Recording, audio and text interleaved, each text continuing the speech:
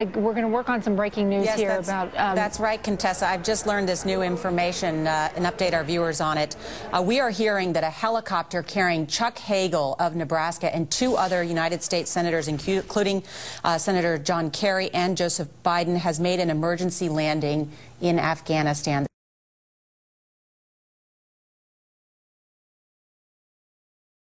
If you want to know where Al-Qaeda lives, you want to know where bin Laden is, come back to Afghanistan with me.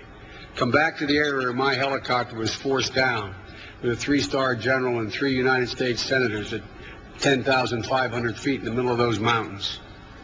I can tell you where they are.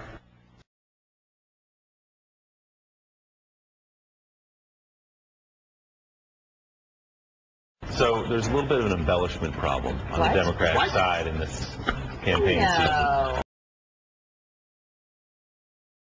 Taliban forced him down, except they didn't. What? He's talking about a trip he took in February with John Kerry and Chuck Hagel over there. Surveyed situation. Senator Hagel, Not bullets, kind of like bullets, snow. A snowstorm forced them to make a landing. So unless the Taliban controls the weather, the Taliban did not force his helicopter down.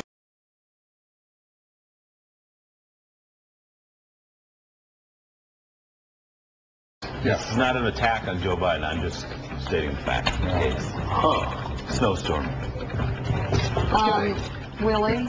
Yep. I'm sorry. You must be wrong. You've got to be wrong. Okay, let's move on.